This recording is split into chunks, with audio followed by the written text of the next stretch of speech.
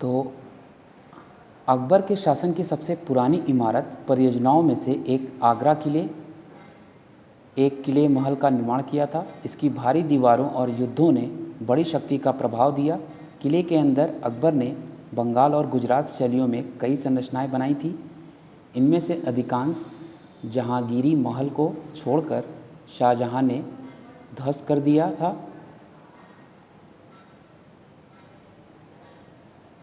अकबर को ध्वस्त कर दिया था।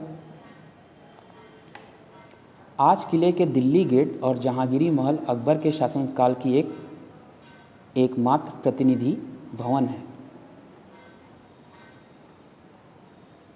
Akbar also built a new capital at Sikri, nearly 40 kilometers west of Agra. The new capital was named Fatehpur. Important building of the capital included the tomb of Salim Chishti, Jami Masjid, Jodhabai's palace, Panch Mahal and Diwan-e-Aim. Rectangular courtyard surrounded by colonnades. All the buildings were built in characteristic rich red sandstone. The pillars, lintels, brackets, tiles and posts were cut from local rocks and assembled with the use of mortar. In 1596, Akbar built a victory gate, the Buland Darwaja, to commemorate his conquest of Gujarat. It was built in red and yellow sandstone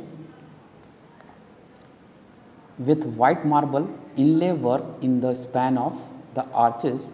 The entrance has been formed by a huge central arch which is crowned by an array of domed cubes. तो अकबर ने सिकरी में एक नई पूंजी भी बनाई। आगरा के लगभग 40 किलोमीटर पश्चिम में नई राजधानी को फतेहपुर नामित किया गया था। राजधानी की महत्वपूर्ण इमारतों में सलीम चिश्ती, जामी मस्जिद, जोधाबाई के महल, पंच महल और दीवान-ए-अहम की मकबरा शामिल थी, जो कोलोनाडे से घिरा एक आयताकार आंगन था। सभी इमारतों को विशिष्ट समृद्ध लाल बलुआ पत्थर में बनाया गया था। खंभे, लिटल्स, ब्रैकेट, टाइल्स और पोस्ट स्थानीय चट्टानों से कटौती और मोर्टार के उपयोग के साथ इकट्ठे हुए। 1596 में अकबर ने गुजरात की विजय मनाने के लिए एक विजय गेट बुलंद दरवाज़ा का निर्माण किया। यह लाल टी और पीले बलुआ पत्थर में बनाया गया था, जो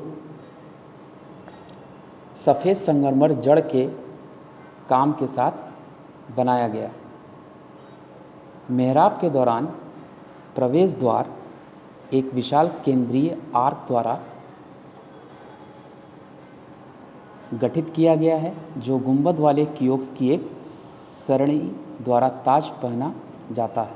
जहांगीर की अवधि की बात करें तो Jahangir periods during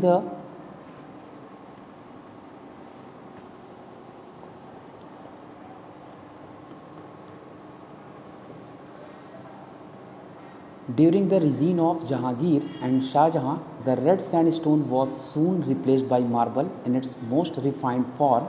In the building from the later half of Jahangir's reign, a new style of decoration called Pitradura was adopted. In this method, semi-precious stones such as lapis lazuli, onyx, jasper, topaz or carnelian were embedded in the marble.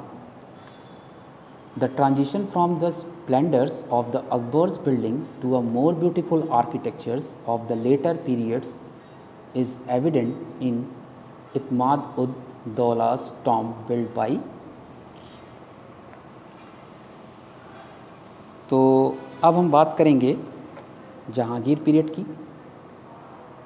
तो जहांगीर की अवधि में जहांगीर और शाहजहां के शासनकाल के दौरान लाल बलुआ पत्थर को जल्द ही संगमरमर द्वारा अपने सबसे परिष्कृत रूप में बदल दिया गया था। भवनों में जहांगीर के शासनकाल के उत्तरार्ध से पायरा ड्यूरा नामक सजावट की एक नई शैली को अपनाया गया था। इस विधि में लैपिस लाजुली गोमेद, जैस्पर टॉपज और कार्नेलियन जैसे अर्ध कीमती पत्थरों को संगमरमर में एम्बेडेड किया गया था। बढ़ते हैं नेक्स्ट पेज पर।